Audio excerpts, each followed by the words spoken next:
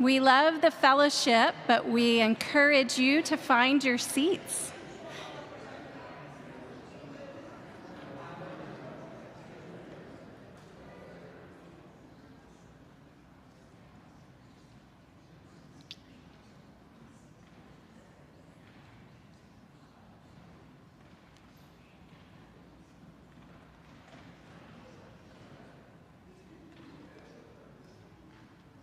What a joy it is to see you here tonight, or know you are watching online for the Association of Welcoming and Affirming Baptist second annual lecture. That's right.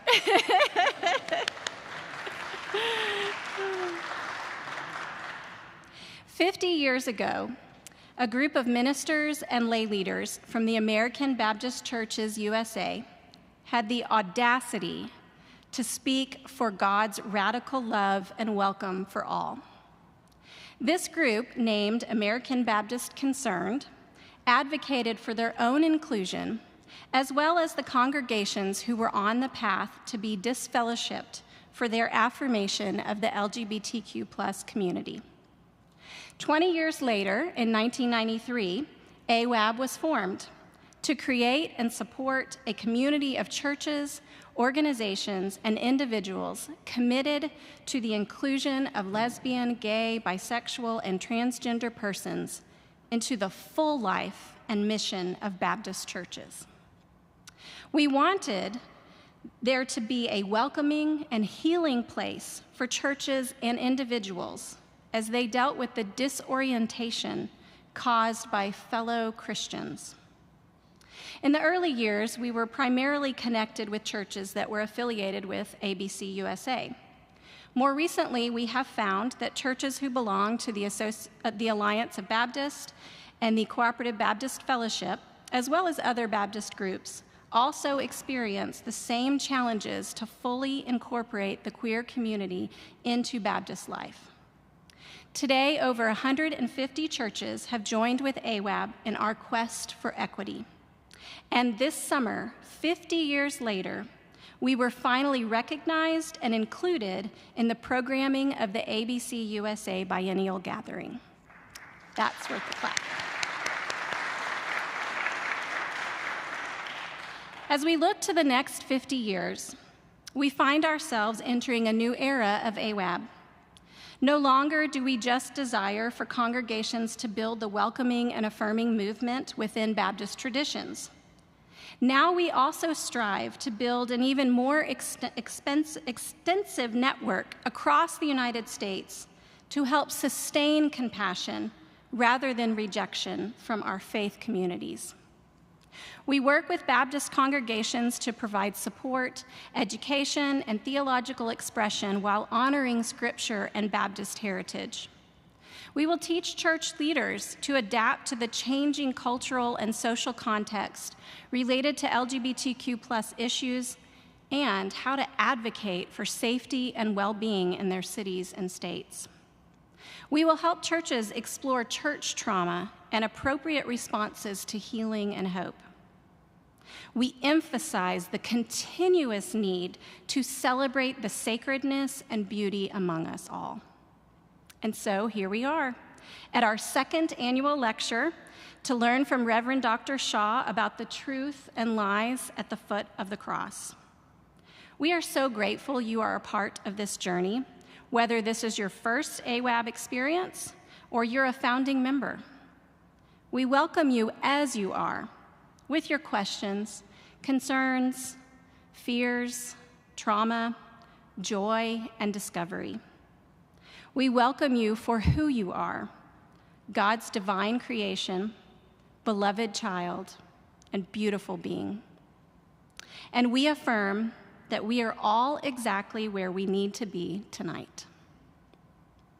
I'd like to invite Reverend Dr. Timothy Peoples, pastor here at Wilshire Baptist Church, to bring a blessing for our evening.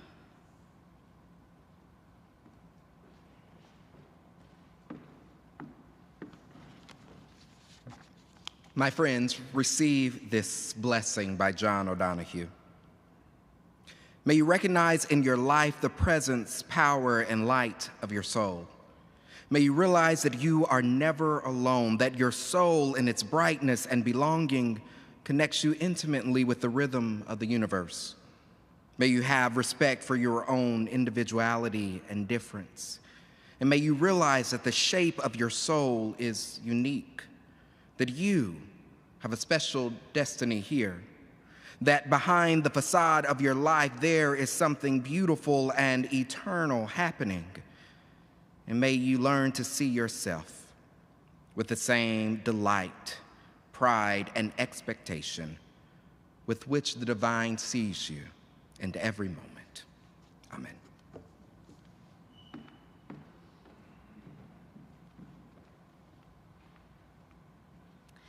We could not bring you this lecture in person or online without the generous support of allied organizations and individuals.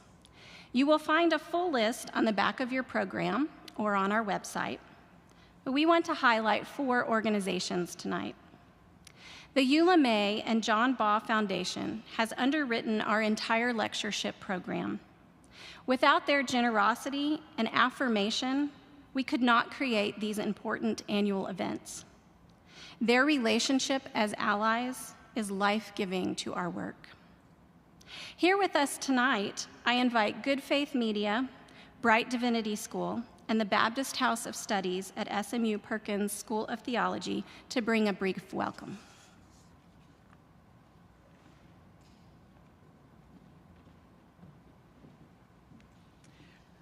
Thank you, Natalie. I am Mitch Randall, the CEO of Good Faith Media. On behalf of our staff and board of directors, I want to thank you so much for being here tonight and standing up and speaking out on this important issue. We are so honored to be a part of this evening. We are looking forward to hearing from Dr. Shaw later on in the program. We invite you to stop by our booth after the lecture.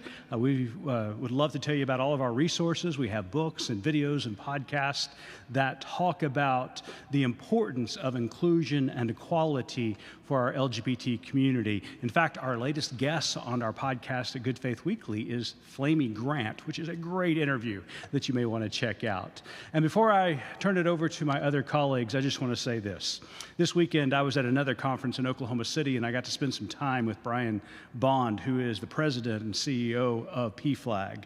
And Brian told the conference up in Oklahoma City this: national support for our LGBT community is in decline, believe it or not.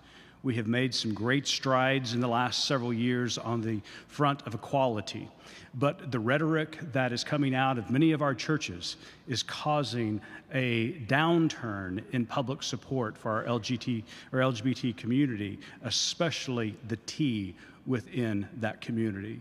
So the work that AWAB is doing and what you're doing in your local churches is more important now than ever before. And Good Faith Media is honored and proud to be a part of this effort.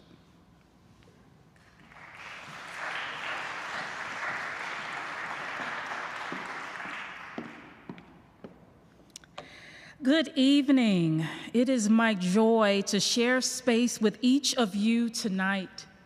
I bring you greetings from Bright Divinity School, as well as the Alliance of Baptists, both theologically progressive and welcoming and affirming.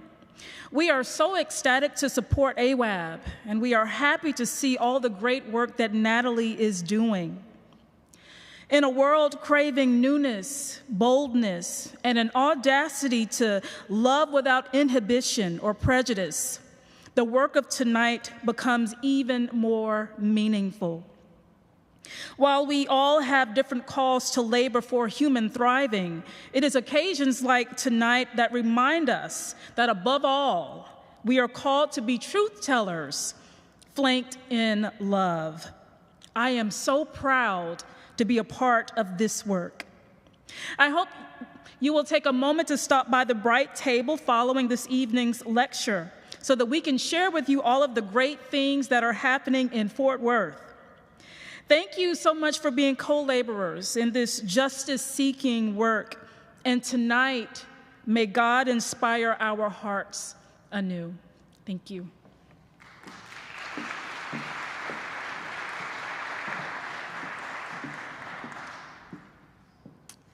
Well, good evening. My name is Victoria Robb Powers, and I serve as the senior pastor at Royal Lane Baptist Church.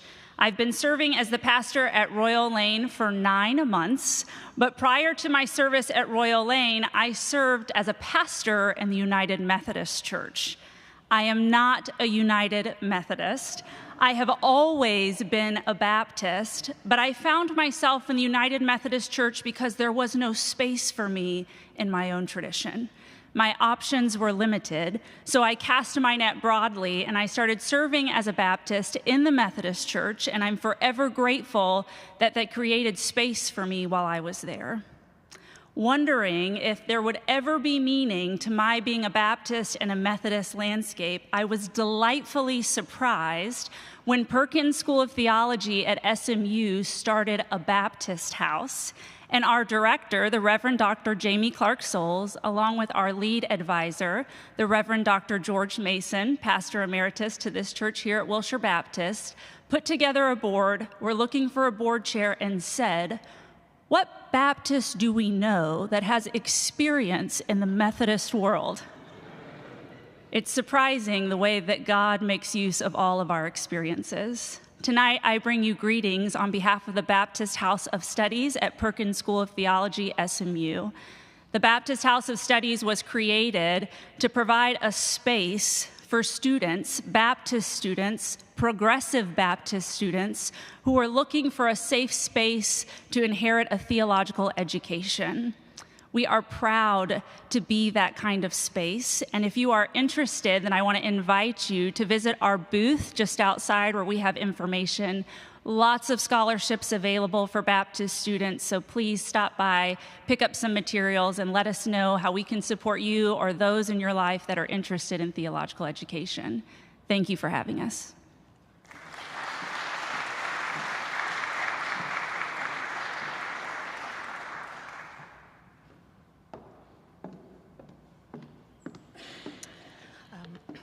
Good evening. My name is Reverend Dr. Laura Levins. I am a member of the AWAB board, and it is my delight to welcome you all again to the second annual AWAB Lectureship. We are so glad to have you here with us for this event, those of you who are here in person and those of you who are watching us online.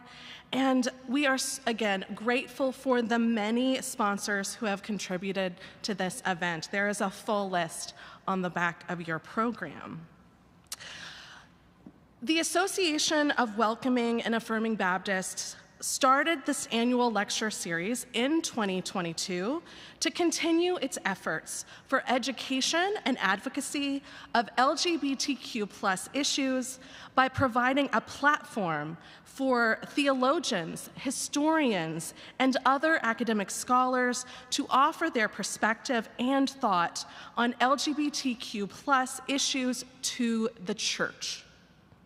In the current American climate, AWAB wants to provide foundational material, solid theological ground, if you will, for facing the many challenges to human rights and other cultural oppression that continues to threaten the full inclusion of LGBTQ people and their flourishing. We hope that this lecture series will provide that firm theological and academic footing to face these challenges and will foster church communities who are resilient, resistant, and who thrive. I am therefore delighted this evening to introduce the Reverend Dr. Susan Shaw as our second annual AWAB lecturer. Dr. Shaw is the professor of women, gender, and sexuality studies at Oregon State University. She is an ordained Baptist minister who makes her congregational home in the United Church of Christ. Throughout her career, Dr. Shaw has written on religious studies, women's studies, feminist theology, and each time with careful attention to how religious expression inhabits and informs the public space. She is the author of God Speaks to Us Too, Southern Baptist Women on Church, Home, and Society, and she has co-authored Intersectional Theology with Grace Ji-sun Kim. Dr. Shaw has also edited several volumes on teaching for change, women's lives around the world, and women and religion. She is a contributing columnist for both Ms. Magazine and Baptist News Global. As an educator, Dr. Shaw often uses pop culture and current events to introduce her students to gender, race, and class issues of justice. She also works to change her institution so that it is a more equitable place for all. And among women's and gender studies scholars of the Baptist persuasion like me, Dr. Susan Shaw is a beloved colleague and mentor. To have someone like Dr. Shaw press forward in her scholarship on women's and gender issues has been a beacon of hope for the importance of our work and an impressive model to follow after. So please join me in welcoming Dr. Susan Shaw to the stage for her lecture entitled Truth and Lies at the Foot of the Cross, the Church and God's LGBTQ+ Children.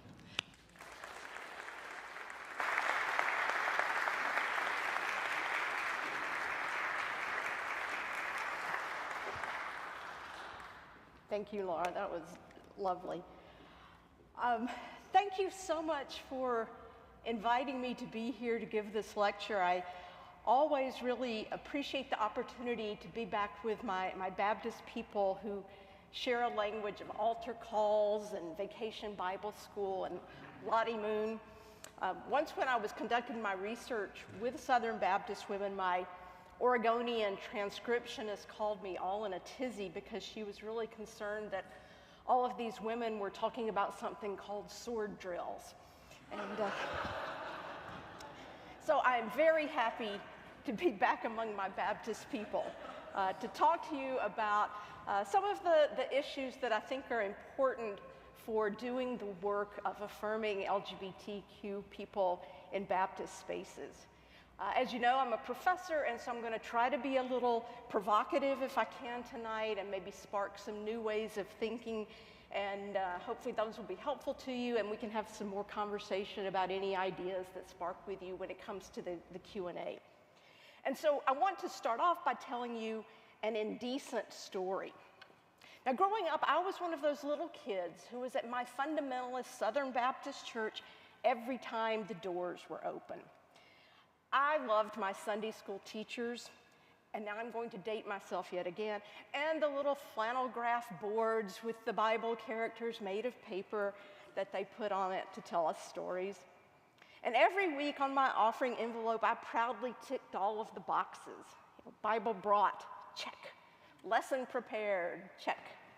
Bible read, check. Worship attendance, check. I memorized my weekly Bible verses too. Be ye kind one to another. What time I am afraid, I will trust in thee. For God so loved the world that he gave his only begotten Son, that whosoever believeth in him should not perish, but have everlasting life. And you will notice that I memorized these in the King James Version. Thou shalt not lie with mankind as with womankind. It is an abomination. Not really, I didn't memorize that one. But I heard it preached. It was right there alongside all those other verses about love and joy and hope. And so surely it had to be right too, right? In fact, it was so right in my mind that somehow that it never occurred to me that perhaps my aversion to dresses and Barbies and my longing to play football might foreshadow something about me. And all those girls and women I adored, it never occurred to me to use the word crush to describe what I was feeling. I was way too steeped in homophobia and Leviticus to imagine such a thing. And such were the messages of my childhood. We were all equal at the foot of the cross, but some were more equal than others. Even as I changed my mind about sexuality in seminary, I never thought I might be one of the people I was theologizing about. Even as I had a series of relationships with women, I told myself, I'm not gay, I'm just in love with her. At last, in my 30s, though, I had my first relationship with an out and proud lesbian, whom I now refer to as the evil one, which lets you know how that relationship went. But nonetheless, despite that, the gift that she gave me was helping me come out to myself, though not yet to the rest of the world. You see, I was teaching religion at a conservative Christian college and living in the closet whenever I went to work. I realized I couldn't stay at that college for long, and so I went back to school to complete a master's degree in what was women's studies at the time. So for 2 years, I was in the closet at work on Monday, Wednesday, and Friday, and out and proud on Tuesdays and Thursdays, where I went to take classes. The ethical conflict was almost unbearable. I came to think of myself as a double agent, or a fugitive living behind enemy lines. But finally, I couldn't take it anymore. I resigned. I walked out the door without a job, without any prospects, and without the evil one, who also left me at this moment for a mutual friend, hence the evil one. But I've forgiven her in Christ-like behaviors. What I know now, though, only in retrospect, was that this death of a career and a relationship was actually a step toward resurrection. And this story is indecent because, as Argentinian feminist theologian Marcella Althus-Reed points out, indecent stories problematize layers of oppression. They question the traditional order of decency. They require theological and sexual honesty, and they offer a challenge to dominant stances. Now, long before my own revelation about myself, little did I know in my sheltered life in Rome, Georgia, that a movement was afoot, led by some fed-up drag queens and butch lesbians at a bar in New York called the Stonewall. This movement would bring LGBTQ people out of the shadows and into public view, and would threaten the very foundations of white Christian patriarchy with its challenge to gender and sexual binaries, heteronormativity, and Victorian sexual mores. And it would scare the bejesus out of the emerging political white Christian right. Queer folks had always made a convenient target and a scapegoat for conservative Christians, from Catholics to evangelicals. So when a sexually transmitted virus first showed up among gay men in the US, it was easy for the church to say, "See, we told you, an abomination." Of course, we all know viruses don't work that way. And had we bothered to look to Africa, we would have seen the disease ravaging heterosexual women and men there. Still, it was easier to lie about queer lives and take advantage of a pandemic than to tell the truths about vulnerabilities to disease based on class, race, gender, and sexuality. It seems the church has no problem telling lies if it works to advance their political ambitions. And we see now the extent of Christian nationalist desire for a theocracy rooted in white supremacist patriarchal values, which have nothing to do with the gospel and everything to do with power. Those of us who were once Southern Baptists should not be surprised. We saw in the 1980s the willingness of the politicized right to use falsehood and lies to advance a political agenda. And they say queers have an agenda. The Trump years unleashed the willingness of many who call themselves Christians to lie about all manner of things if it meant achieving their goals, one of which seems to be the eradication of queer people, especially if they're people of color, poor, old, disabled, or disenfranchised. So there's an awful lot of lies about us being told at the foot of the cross. I don't think those of us who believe in a God of love exemplified in the life of Jesus can just sit idly by and let these lies be told. If we don't speak, we're complicit. And believe me, the irony of giving this talk in Texas has not escaped me. Now, it has not been easy for a good Southern girl who was raised right to sit quietly, speak only when spoken to, and above all, be nice, To become an out lesbian, rabble-rousing, ordained Baptist, woke social justice activist. But God is my witness, here I stand. I can do no other.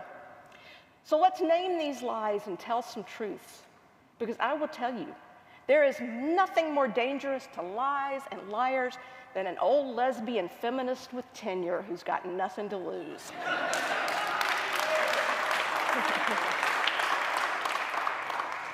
So, lie number one, the Bible says, and if you can't see the cartoons, David Hayward, AKA Naked Pastor, love this guy. Go to his website and you can find him. He's brilliant. So, probably the number one talking point of anti-queer Christians is that the Bible says homosexuality is a sin. It does not. The Bible is a collection of writings often preceded by decades and centuries of oral tradition, written by people anywhere from 2,000 to 3,000 years ago in different cultures, in different languages, and to people who were very different from ourselves. Also, most of us read the Bible in translation, and translation is a tricky and difficult task even for the experts. And so we can't read the 5 biblical texts that make up the clobber passages that many Christians use to club queer folks over the head as if they were written in standard American English to a 21st century audience. If we read these passages within their historical context, understanding who wrote them and to whom, we find very different interpretive possibilities. And if you're interested in those, I'm happy to talk more about those during the Q&A. But suffice it for now to say that nothing in the Bible addresses what we now understand as queer sexualities. The Bible, however, does have a lot to say about bearing false witness and mistreating your neighbors. Lie number 2, love the sinner, hate the sin. This is the lie that's used to cover homophobia and transphobia that underlie anti-queer bias. This statement suggests that somehow sexuality is merely a behavior that is somehow separate from identity. It's something queer folks do, not who we are. So this statement pretends that we can parse out homosexual behavior and hate it without somehow hating the people who enact the behavior. Our sexuality, however, isn't just behavior. It's a core piece of identity. I don't do queer, I am queer. I can no more not be queer than I can not be white or brown-eyed or without a musical bone in my body. And that's not to say I'm advocating for a born-this-way approach to sexuality. It's more complicated than that. And again, we can take up all of this in the Q&A if you want. After all, how often does anyone ask straight people, were you born straight or did something happen to you? When did you know you were straight? Maybe you just haven't had the right queer experience yet. Lie number 3. God made Adam and Eve, not Adam and Steve. This lie rests on the misconception that the Bible is history, that its stories literally happen, and that those stories provide templates for how we are to live our lives. First of all, biblical writers weren't historians. They would have had no concept of history as we understand it. They were trying to convey a theological message to their communities through the means, traditions, devices, and context of their times. The story of Adam and Eve isn't prescriptive for human sexuality. It's a story that tries to explain the origins of like a lot of things, like, why snakes slither on the ground. But it does not mandate how all humans are supposed to be. Besides that, God created an awful lot of Adams and Steves in the animal world where same-sex behaviors are quite common, among more than 1,500 species, as a matter of fact, from starfish to primates. Lie number 4, it's a choice. I love this meme, yeah. People don't wake up one morning and go, oh gosh, I think I'm going to become queer today. Sexuality is complicated, but the science shows that one thing is clear. It's not a simple choice. We don't suggest that straight people have chosen heterosexuality. Now, certainly all people make choices about their sexual behavior, and ethical sexual behavior is a choice. But sexual identity is a complicated process of genetics, culture, environment, and experiences. And it's fluid for all people and can change across a lifetime. Line number 5, we have to protect the children. Again, let's listen to the science. Gay men are not more likely to molest children. In fact, most men who molest children are heterosexual. A child is at much greater risk of being molested by a straight priest or pastor than a drag queen. Also, children are not in danger of becoming queer if they read books about co-parenting male penguins or Heather's Two Mommies. They are in danger of becoming more open-minded and accepting, and I think that's the real fear of many anti-queer activists, that their children might be as bigoted as they are. And let's talk for just a minute about drag, since drag queens are a particular target right now. Drag is a performance, part entertainment, part social commentary about gender. Now, and we can do this in the Q&A if you want, we could have a high-level theoretical conversation about performativity, signaling, homonormativity, gender fluidity, and actually I have my own critiques of drag, but none of that's the point here. The point is that a lot of Christians are freaked out because they think drag queens are grooming children simply by being drag queens in public spaces with children present. Now, Drag Queen Story Hour came about because a queer mom found library story hours to be fairly heteronormative. They focused on and assumed heterosexual families. So she decided she'd create something more inclusive, especially for queer families. And Drag Queen Story Hour was born. Attacking drag queens reading to children serves as a convenient strategy to let the right avoid looking at their own house. The right uses fears about gender and sexuality to enlist new followers and to distract from their own current scandals, including clergy abuse and insurrection. It seems that it's much easier to play on old stereotypes about predatory gay men than to address the beams in their own eyes. Now, certainly sexuality is a component of drag, and many drag performers are gay men, not all. Drag does suggest, however, that queer sexuality is not deviant, but that's not grooming. And in fact, hearing that message early on may mean that the children in the audience who are queer might just be better able to accept themselves and less likely to kill themselves. Now, that's not to say drag isn't a threat. Drag's an incredible threat to gender norms that subordinate women and vilify queer people. And again, that's what the right's afraid of, that drag might cause people to rethink gender and sexuality, that they might lose their grip on power over straight women and gender and sexual minorities. Now, you may be wondering, well, what does the Bible have to say about all of this? Well, incarnation is a kind of drag, isn't it? At the center of our faith is a story of God taking on, performing humanity, and thereby redeeming humanity. Incarnation isn't God in a bod. Incarnation is God's stamp of approval on our humanity, a statement of God's radical inclusiveness of our humanity. It's a reminder, as our Quaker siblings would put it, that there is that of God in every person. Feminist theorists also remind us that gender itself is a performance. Within our cultures, we learn to act like the gender we're assigned at birth. After all, there's no immutable biological reason that women should wear dresses, paint their nails, carry purses, and wear pantyhose. Nor is there any inborn requirement that men get to have all the pockets, have pant sizes, and waist measurements that take waist measurement and height into account, and don't have to shave their legs. But so desperate are we to reinforce this illusion of gender that we distinguish fashion by things like which side of the shirt the buttons are on.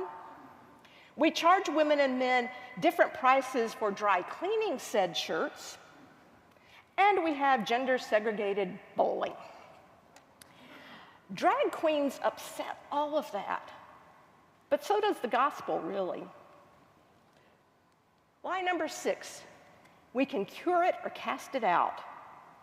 Conversion therapy has done untold damage to queer kids, and it doesn't work. In fact, people who have gone to conversion therapy or had a pastor or a therapist try to help them change their sexual identity are 3 to 5 times more likely to attempt suicide.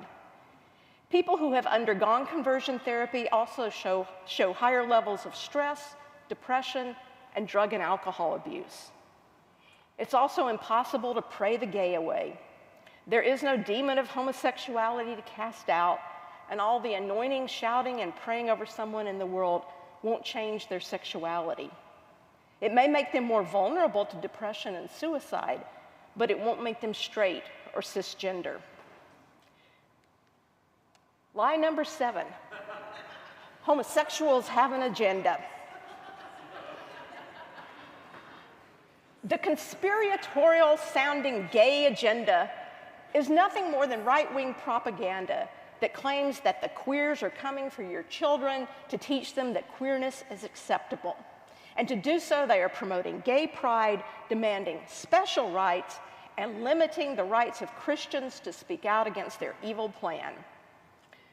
Now, if queers have anything approaching an agenda, it's simply for us to be allowed to live in peace. In a heterosexual society, we've had to organize and advocate for our basic rights, including simply the right to live at all, the right to work at our chosen professions, the right to love whom we love and marry that person if we want, the right to use the bathroom that makes sense to us, and the right to bodily autonomy and integrity. And if queers have an agenda for children, it's that they be safe from people who would shame them, prevent them from being who they are, and drive them to depression and suicide. And yeah, that takes visibility, like children's books and drag queen story hours and pride parades. And it takes organization against efforts to limit children's access to gender-affirming care. We know that gender-affirming care can decrease the risk of suicide for young people. Would we really rather have our children dead than trans? Lie number 8, gays recruit. Now, I grew up in Northwest Georgia in the 60s and 70s in a fundamentalist Southern Baptist church, as I mentioned. I had 2 heterosexual parents. The only thing I knew about being queer was that it was an abomination. I never read a book or watched a movie with a queer character. I never knew a queer person, well, that I knew was queer. I didn't know about Stonewall or Pride or lesbian softball or drag. And look how I turned out. Nobody had to recruit me. I found queerness all on my own. Queer folks do not go out looking for unsuspecting straight people to lure into the queer life. We do not recruit because we cannot reproduce. Most queer people are like me, born to straight parents and raised in straight culture. We're queer because we're queer, not because we were recruited. Now kids are growing up knowing more about queerness, and that does seem to mean that more young people are willing to express queerness in a wide variety of ways. But it's not because pride marches and Orange is the New Black are recruiting tools, but because a shift in the culture has allowed what was stifled in earlier times to be expressed. Some of the shame, silence, and invisibility that kept many old people in the closet is lessened. And so younger people are freer simply to be who they are, and who we older folks always were but could not express. Lie number 9, queer people are unhappy. If you believe the rhetoric of the right, you think queer people are all miserable, pitiable creatures as a result of their sinful behavior. Now, yes, some of us are depressed and suicidal, but that's because of the shame, stigma, and rejection by society that we experience, not because we're queer. And a lot of us, like me, are really happy. Out of necessity, queers have created cultures that are vibrant, celebratory, joyful, colorful, inclusive, and absolutely fabulous. In fact, I connected with my spouse, Catherine, at an LGBTQ country western dance.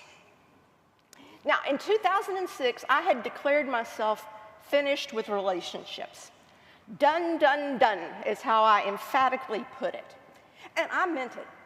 I'd always been happy single, and I'd realized that all the misery of my adult life had always come because of some woman. So I decided I was done. And for a year and a half, I was. I was happy, and I was happy as a little clam. But then a friend convinced me to go to an LGBTQ country dance. Now, I had known Catherine for several years through our group of friends.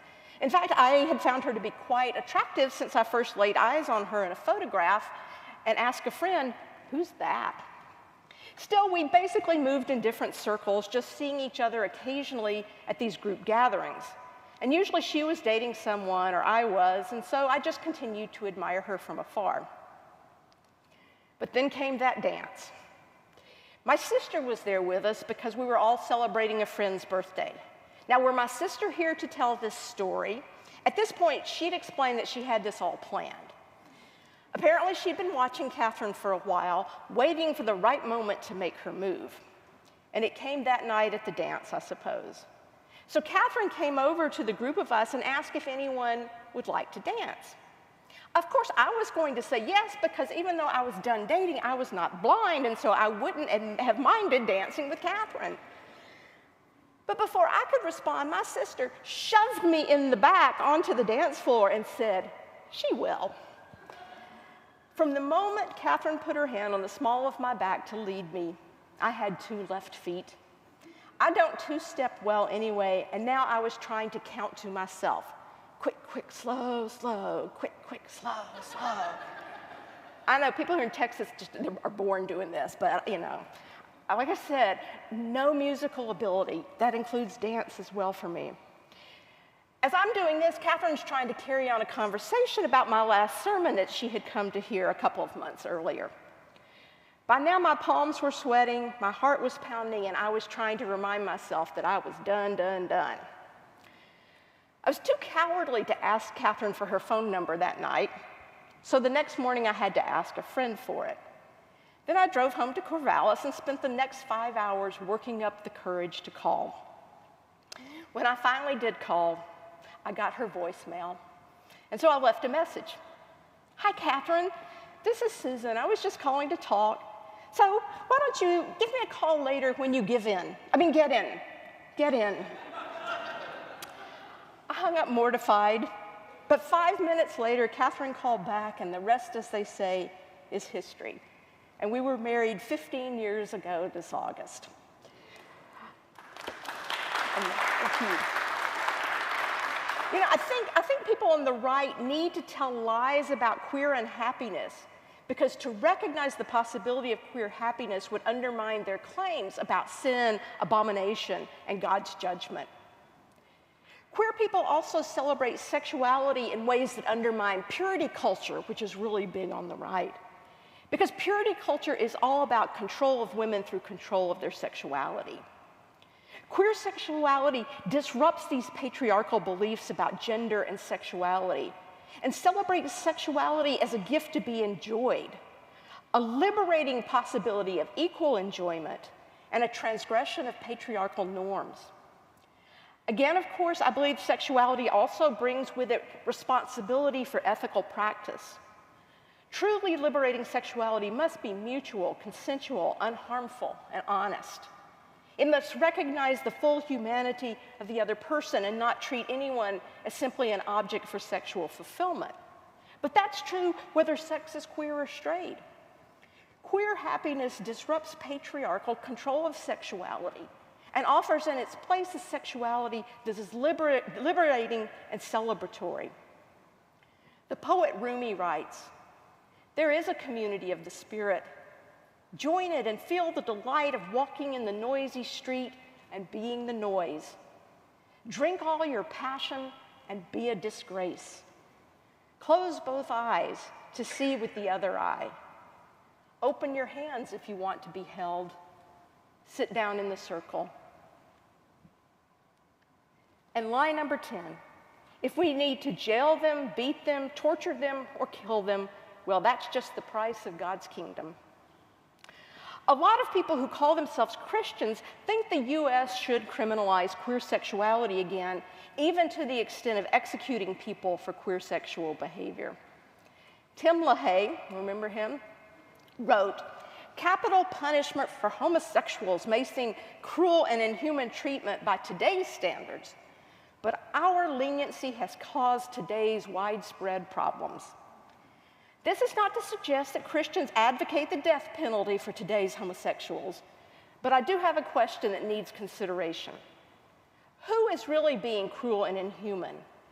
Those whose leniency allows homosexuality to spread to millions of victims who would not otherwise have been enticed into this sad and lonely lifestyle, or those who practiced Old Testament capital punishment?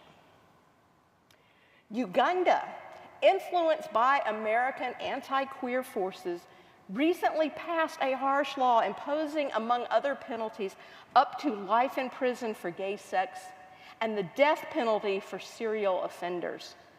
It also mandates the death penalty for people with HIV who engage in gay sex, and it denies people with disabilities and people over 75 the right even to consent to gay sex.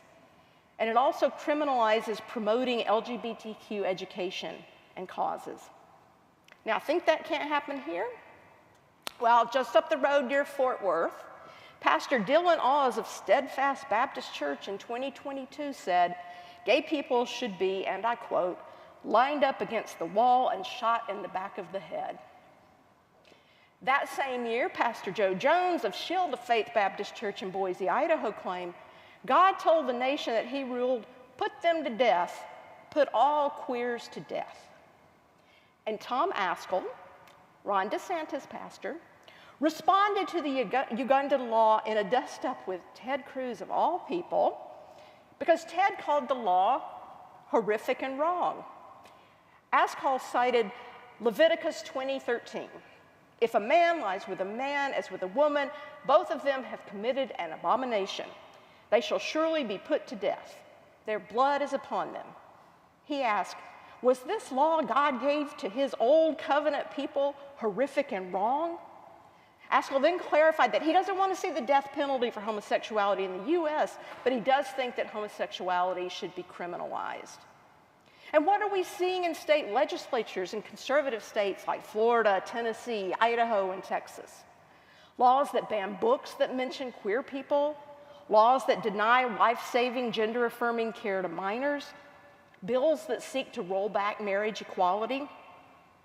As of now, 650 bills targeting LGBTQ people have been proposed across the country this year alone. There's a target on our backs, and so-called Christians are taking aim. Now, these are some, but not all, of the most prevalent lies some Christians are telling about LGBTQ folks. But what are some truths? How can we as Christians, and specifically as Baptists, think about queer lives in ways that are more consonant with the gospel? So truth number one, we're here, we're queer, and we're made in God's image.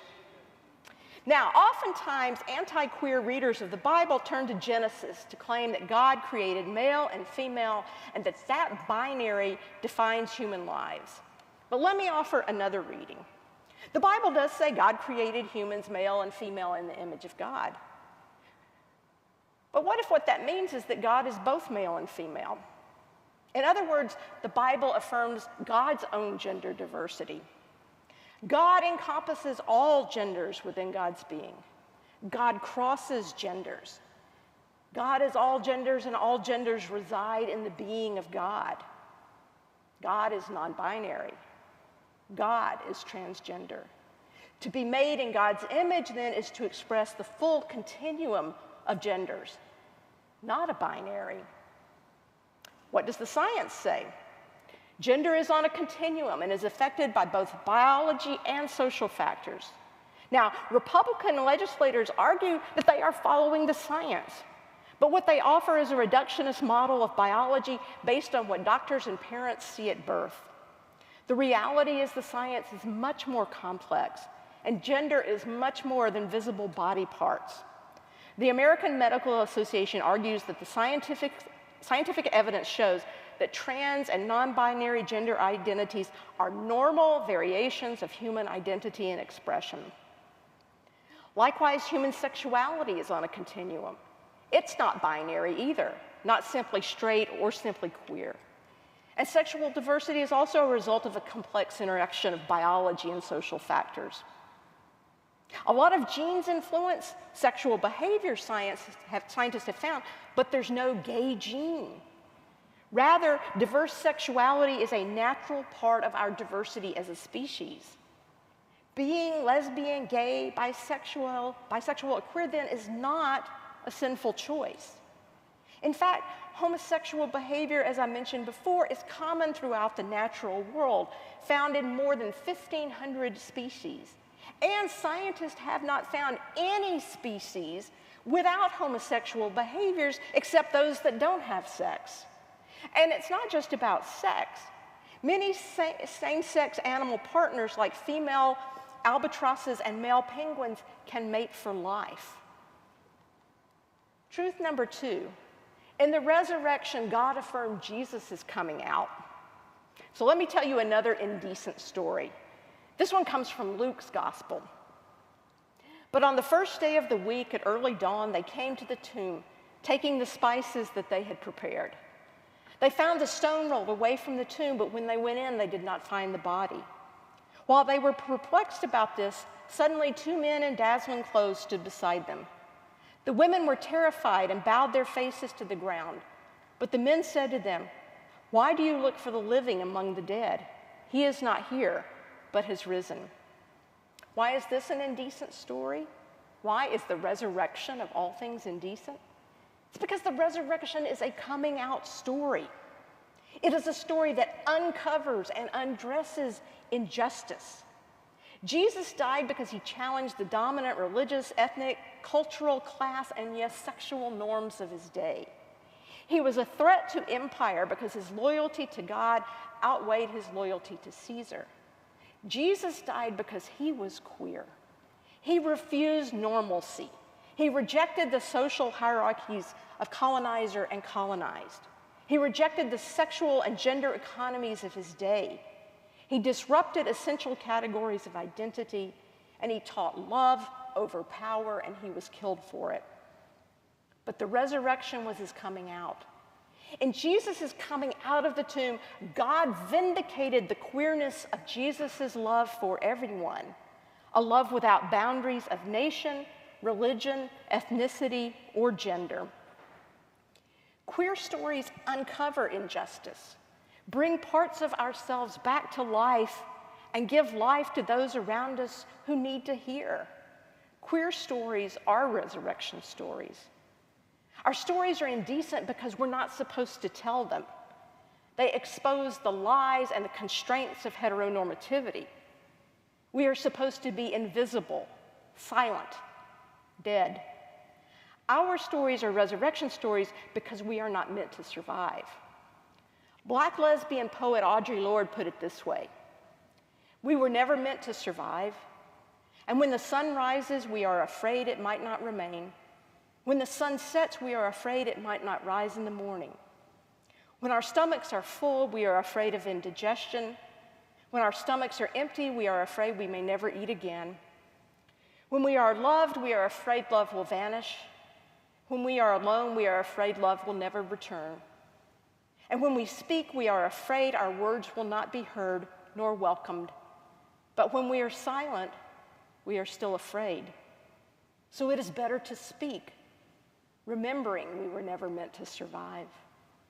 On the cross, Jesus sided with the marginalized, the oppressed, and the despised. The resurrection was God's affirmation of that choice, and in his coming out of the tomb, Jesus offered hope, possibility, love, and welcome. Jesus didn't die because God demanded a blood sacrifice. Jesus died because he identified with the poor and the oppressed, the weak, the refugee, the downtrodden, the queer. Jesus rejected patriarchal structuring of relationships. He spoke with women and welcomed them among his disciples. He ate with tax collectors and sinners. He challenged powerful institutions of his day, including the Roman Empire. And for that, the empire crushed him. Or so they thought. Because God had other plans. When Jesus came out of the tomb, he announced God's embrace of all of us queer folks. Those of us excluded, mistreated, beaten down, and rejected by family, friends, governments, and religions. As a queer, indecent, hopeful story, the resurrection is disruptive to the status quo. The resurrection shattered social, political, and religious norms. Jesus suffered at the hands of the power systems of his day, but in his resurrection, God came out on the side of the oppressed and marginalized. God stood alongside those who suffer. God announced the end of the decent, moral order of the day that crushed anyone who was different, who refused to bow down before unjust power. So queers understand resurrection. As ones who have suffered unjustly under interlocking systems of sexism, racism, classism, ableism, and heterosexism, we understand what it means to refuse our invisibility, to suffer for claiming our full humanity, and to be resurrected and living honestly and bravely in love. Our stories make visible our suffering, discrimination, violence, AIDS, exile. They remind us that we need a resurrection of justice for queer people. Jesus' resurrection was a loud and clear declaration of who would make up God's community. And it is not the politically, economically, or religiously powerful. It is those who choose to live in love, to side with justice, and to do God's liberating work in the world. And then truth number 3. There is a Baptist case to be made for LGBTQ inclusion. In queer theory, we talk about queer as what is at odds with the norm. In that way, Baptists are a queer people. Baptists are a people at odds with the norms of a Christianity that creates itself as hierarchical, authoritarian, intertwined with the state, prescriptive, and exclusive. Obviously, I'm not talking about the Southern Baptist Convention here. I'm talking about those Baptist distinctives of the priesthood of the believer, religious liberty, and the separation of church and state. So now, if we as Baptists truly believe that God speaks to each of us individually, we have to make room for a diversity of voices, experiences, beliefs, and lives. We each have our own small piece of the puzzle that's limited by our social location, our place in the world, our intersectional identity, and our specific experiences. But that piece of the puzzle is also essential because nobody else lives in that social location. And so we each have something to bring to the table. And we all need to hear and understand everyone else's piece of the puzzle. And let's not make the puzzle flat. Let's imagine it as three-dimensional, complicated, appearing differently depending on the angle from which it is looked at. Where we run into problems is when someone thinks they have all the pieces of the puzzle, see it from the only possible angle, and therefore have all the right answers for all of us. That's not Baptist. In fact, I'd say that's pretty heretical. We need all the perspectives. Now, of course, being Baptist, we can disagree with one another till the cows come home, as long as it's done in love, with more listening than talking and more respect than judgment, and with no need to toss someone out because we disagree. Baptists are a messy people, and so is God's community, and that is very queer. So why would we not, as Baptists, welcome queer people as people who bring other perspectives, other experiences with God, other angles of vision to the table to teach us and to learn from us? I tell people I'm now a Baptist in exile in the UCC. The UCC's motto is God is still speaking. I think that's pretty Baptist too. I'm sure it's copyrighted so we can't use it, but nonetheless, God is still speaking. That means that we're open to hearing God's voice in each and every one of us. And we embrace the fact that these voices may sometimes be competing and contradictory, but that's okay. Because there's no way that any one of us is ever going to understand all of God. But those voices that we're afraid to hear, those voices who bring something different to the table may be the very voices who are telling the indecent stories that have something of God to tell us. So it's time for the church to stop telling lies about LGBTQ people. It's truth, the Bible tells us, that will set us free. So in your churches, tell truth. It may cost you something, members, offerings, protest, but don't settle for the cheap grace Dietrich Bonhoeffer warned us about that ask nothing of us. Authentic discipleship is costly. Proudly proclaim your welcome of LGBTQ people. We won't think we're welcome in a Baptist church, especially if you don't put it on your website and hang a banner on the church, because we're not welcome just as we are in most Baptist churches. And in your personal lives, if you're straight, be an ally. Now, don't proclaim yourself one. You don't get to do that. That's not your job. Just do the work of an ally. Show up, confront homophobia, educate friends and family, and by all means, vote. And then we'll call you one. Across Christendom, we are not yet all equal at the foot of the cross. There's still a lot of work to be done, and I'm grateful that the Association of Welcoming and Affirming Baptists has engaged in that work. We need more Baptists like you. After all, we're here, we're queer, and God loves us too, just as we are. And that's the truth. Thank you.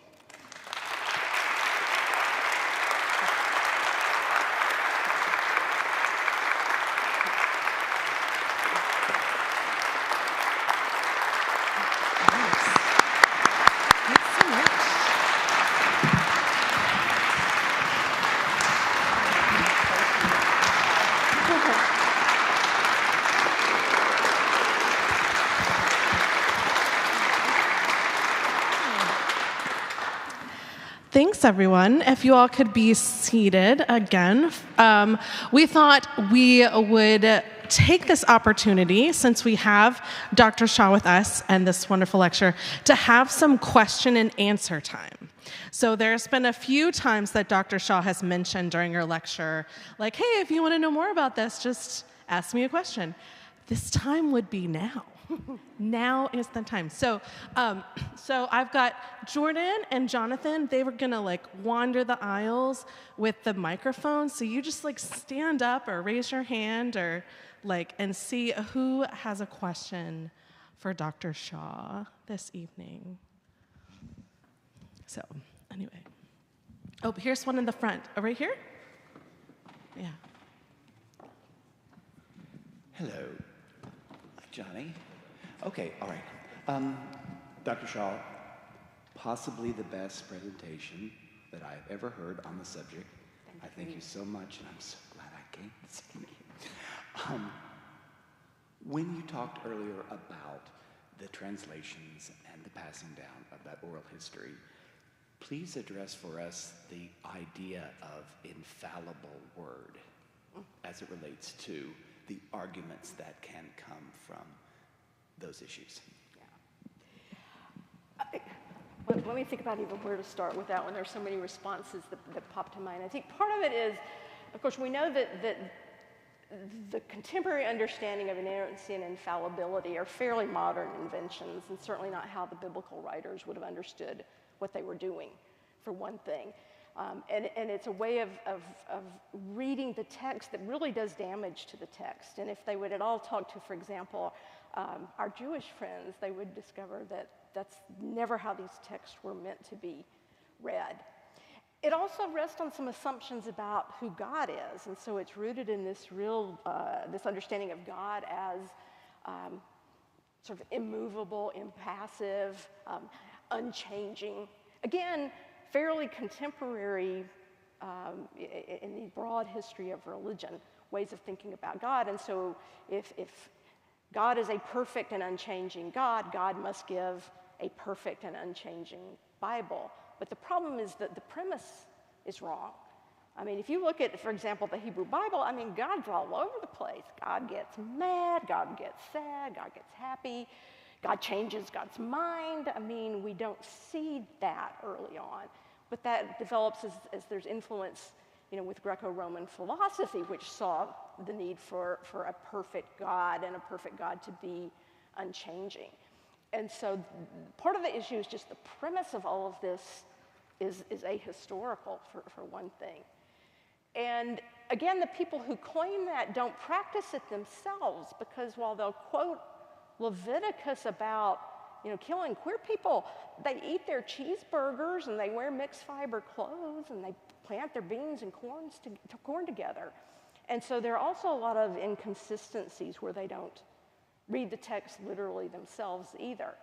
And so for me, again, and I think there's some probably people who are better versed even with biblical scholarship than I am, who could go into greater depth with that. But I think part of it is just it's a flawed premise. But I think sometimes it's hard to get people to see that. I mean, when I used to teach this, in fact, when I first came out of seminary, I spent most of my time teaching intro to the Bible.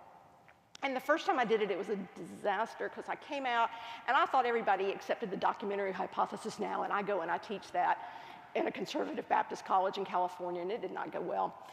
And I was back at Southern that fall and ran into Roy Honeycutt and said, "Roy, what happened? I just tried to teach them this." He goes, "Oh no, let them discover it for themselves." I was like, "Ow."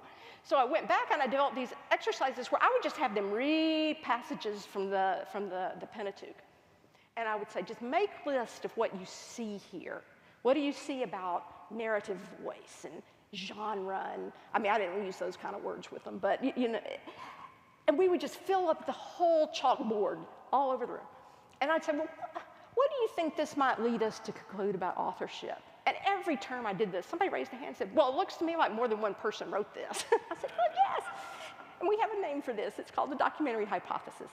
And the only time I ever got in trouble again was a student got so excited she ran home to tell her mother, who called her pastor, who called my president, who called me. And so I think that there are these other ways to approach it too that are more effective, sort of coming at it inductively and helping people discover it for themselves about sort of what are the problems of this sort of literal reading of the text. So that's probably a lot more than you wanted to hear, but we spent a couple of days on it, the first class when I teach my feminism in the Bible class. Thank you. Yes, so, all right. Now we're looking for more questions. You had some time to think. Oh, the next person right there. Okay. More questions? Anybody else have a question after that? One of the things I'm struggling with right now in the Baptist faith, having grown up in a Southern Baptist church, not a terribly conservative one, thankfully, but anytime I hear the Southern Baptist church, and I'm using kind of a them, general, talk about this is wrong, this is right, it makes me question, when did the Baptist church seemingly adopt a creed? If we have priesthood of the believer, if you have autonomy of the church, then how can the Baptist church say this doesn't fit in our religion? Case in point, this church and Royal Lane, in the autonomy of their church, voted to be fully accepting of LGBT people. And the Baptist General Convention of Texas said, oh, heck no, and threw them out.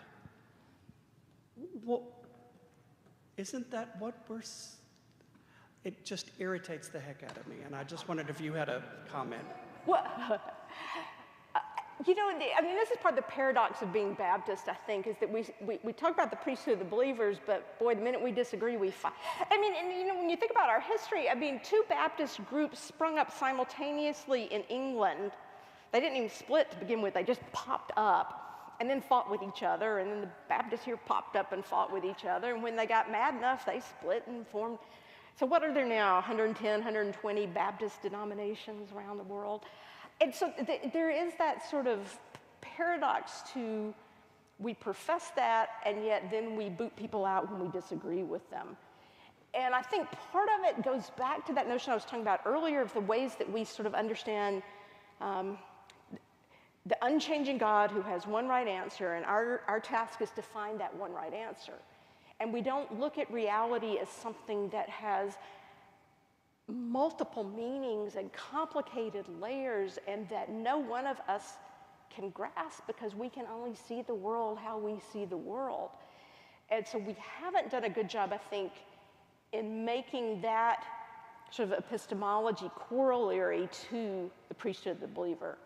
And that's what I was really trying to do, is to say, yes, that is what we believe, and to believe that means we need to listen to each other across our disagreements and not be kicking people out all the time because we lose pieces of the puzzle. So, you know, it's like family, stay and fight, you know? I mean, that's kind of who we are. But that part of what happens, so especially when you talk about it denominationally, though, is I don't think any of that's about theology, it's about power. I mean, because where else do you get this group saying that, you know, Al Mohler is woke, for goodness sakes? I mean, in what world? It's not because Al didn't believe the right things, it's because this group is after power that has been achieved by this group, which booted a bunch of us out back in the 1980s. And so I think we have to separate those things as well, is how much of it is authentic disagreement about theology and how much of it is attempting to access the power and the money that resides in church and denominational structures. Yes, talk about gender. You always end up talking about power and money. That's how it works. Yeah, so that definitely means that there are no taboo questions now. We've broached power and money. So more questions from the audience. If you have, here we go. Yeah, so over here, and then Jonathan, if you could get the person in the back after, yeah. Thank you very much. This is wonderful. I don't know if this is a question really, just as a place of struggle, in that I've struggled a long time where I see the right pursues power in the culture in ways that I abhor, and yet because of that pursuit has a louder voice and speaks for the church, all too often is understood to be speaking for the church. And so I want to offer a counter voice to that with humility and grace, and then that is quieter and doesn't get heard and doesn't, you know, and so anyway, that's just the problem that I am bringing to the to the table. Okay. It sounds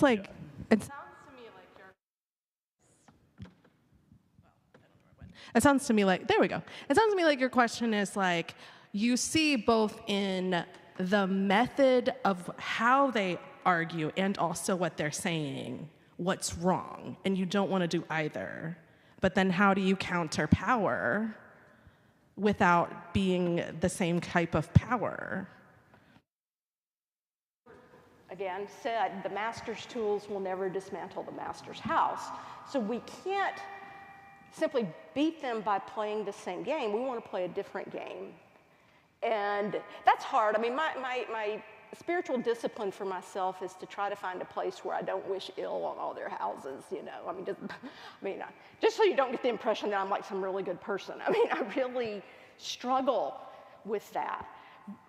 But part of the commitment I've made is that while I will speak against this stuff, I will speak forcefully, I will name it, I'm going to try my best also to make room for their humanity in the ways that I do it.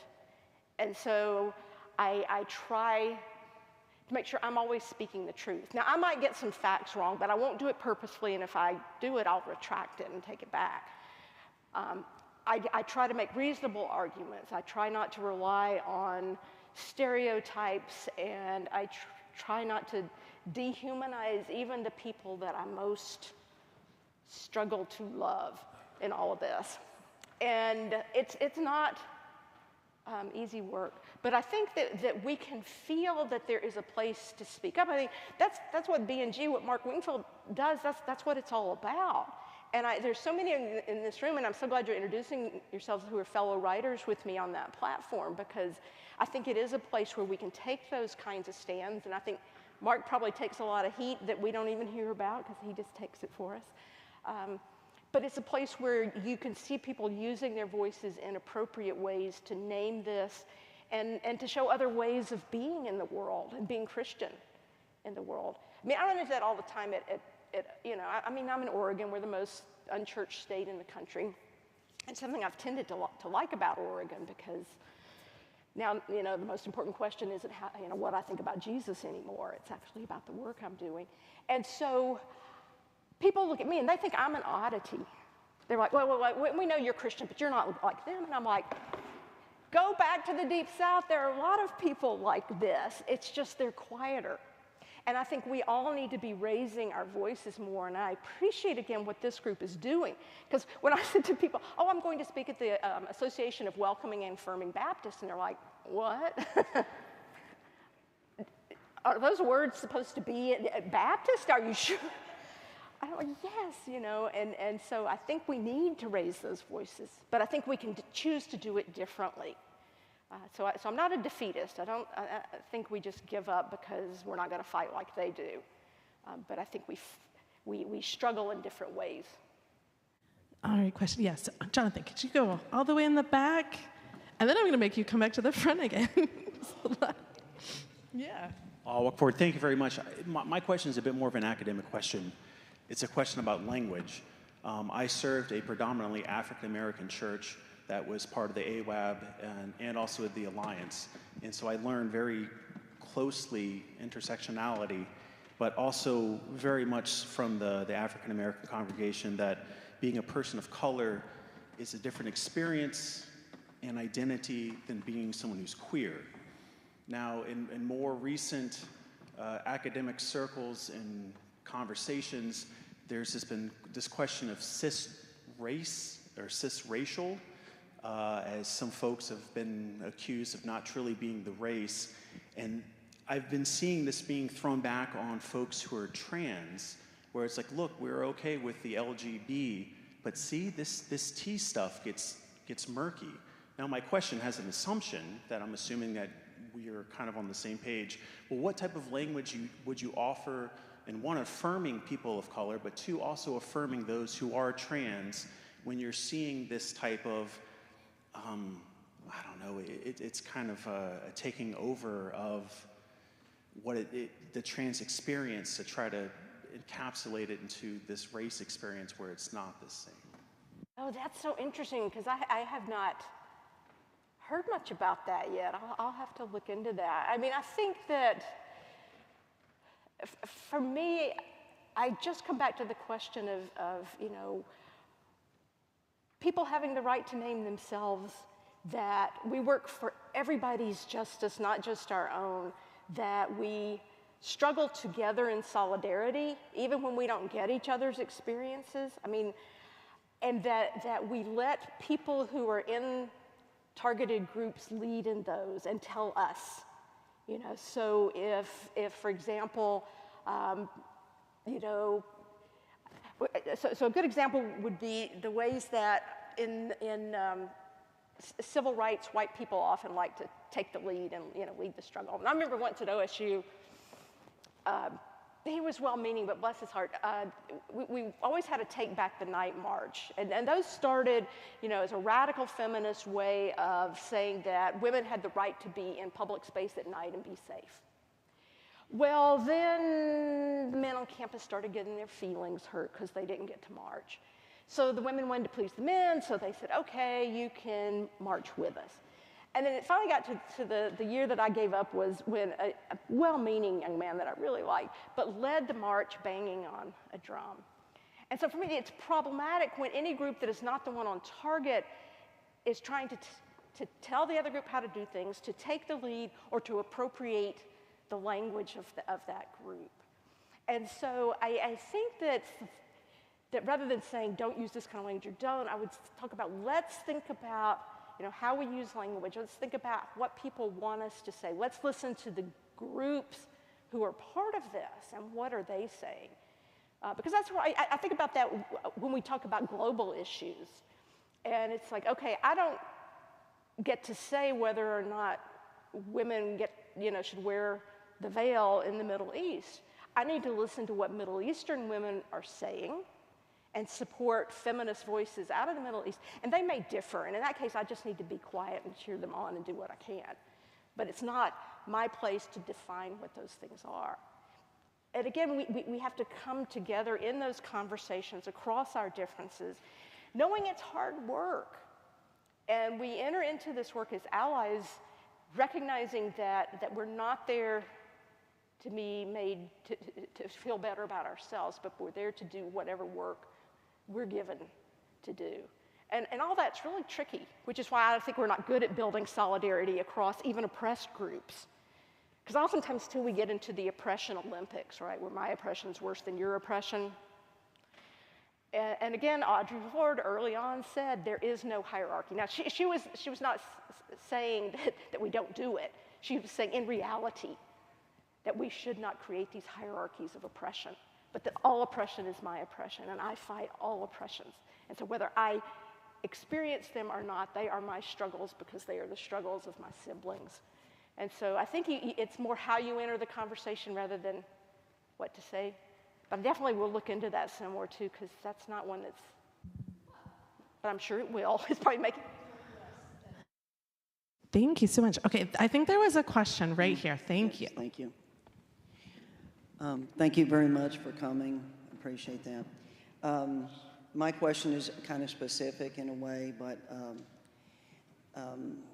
let's see. I was born in the 50s in a Bible-thumping home, and so when I came out, I'm 19 years old. There wasn't a lot of literature that I could get my hands on or anything to reconcile these biblical passages that straight people used. The clobber passages, I thank you for, mentioning that. I guess what I'm going to ask here is there any one or two, I'm going to give you your top 3 favorite books or something that actually, now see, it's not about getting down with people and having an argument. I have had that discussion so many times. We're sick of that as gay people. We're done with this conversation. But on the other hand, it would be nice to have, like some reference material that is recent. But I just remember when I got some books early on that opened up my eyes to the fact that I think I was seeing a therapist or something, and on her shelf she had a little green book. It was skinny, but it was written by a gay priest, and it said, "Is the homosexual my neighbor?" And I thought, how can he be? He's a priest, and it was very, eye-opening for me. And then I started reading other books, but at that time, so I'm wondering, you obviously are very researched and you know your materials, so, and thank you for quoting Audre Lorde. She's one of my faves, and I love that poem. But I just was wondering, to study, because I go to Bible class on Thursday now. I'm kind of more opened up to looking at, and I'm going to a little gay, I call it my gay Christian church, but I live in Fort Worth. But it's like, it's still, and it was ingrained in me, as a child. And so, we have to counterbalance this with a lot of other, asking, God for what we're in the direction in our lives. So I just wondered if you could give me the name of a couple of books or something that you liked or that would really, you thought helped with that issue. Yeah, so the second edition of the Queer Bible Commentary just came out, and Mona West, who's a former Southern Baptist, I went to Southern with Mona, is one of the co-editors of that. And I would just highly recommend that. I would recommend that for everybody's Bible study, because one of the things you ought to be doing is looking at what all these folks have to say. So you need to be looking at look at what Will Gaffney's writing, look at what Mona West is writing, look at, as part of your Bible study for every Sunday school class in, Baptist life. I mean, we should be looking at all that. But the Queer Bible Commentary is one. Patrick Chung's books are really good. He's a gay Asian Episcopal priest. And in the Baptist tradition, we have Cody Sanders, who's writing about these things, Cody was the lecturer last year, right? And so those would be some good places to go. And actually, Letha Scanzoni and Virginia Mollenkott were the ones who wrote Is the Homosexual My Neighbor? And I still love that book. I mean, a lot of the language is outdated and all that sort of stuff. But again, for me, that was the book. That was the one that really helped me. Yeah, Mollenkott, Yeah, Virginia Mollenkott and Letha Scanzoni wrote that one. So those are some of my favorites, those folks. There was one other I was going to name, but now it has slipped my mind. So it looks like our time is up. So will you join me in thanking Dr. Shaw again?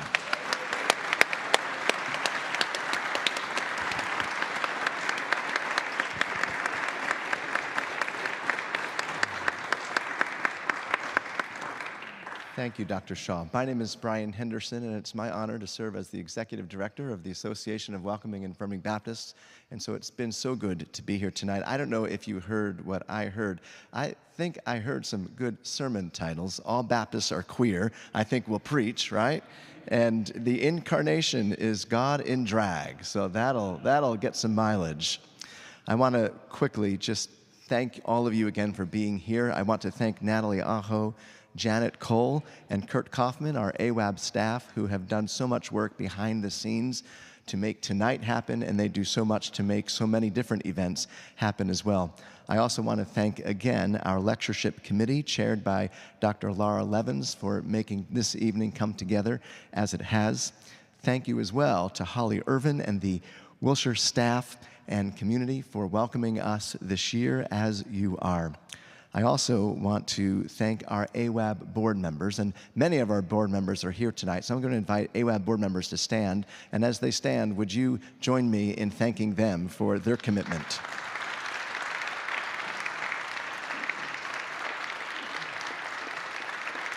Thank you. Our board and staff will be in retreat over the next couple of days here at Wilshire, so we're looking forward to the work that we will share together. We also want to extend, on behalf of the board, I want to extend an invitation to all of you to join us in James Gallery for a cake reception. Some of our sponsors have tables, so please stop by them in just a few moments. Also, you can stop by the AWAB table and enjoy some of what we have there. There's some swag. Please take it with you.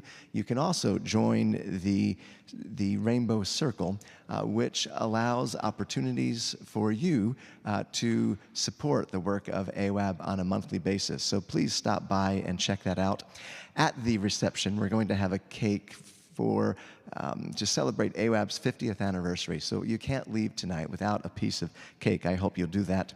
Also, a few other individuals I want to acknowledge. Harry Wooten and Jonathan Greer and Ari Grubner, thank you for your support for helping us with some details tonight. Good. Thank you again to Dr. Shaw for leading us as you have. Thank you to each of you for helping us do together what none of us can do on our own.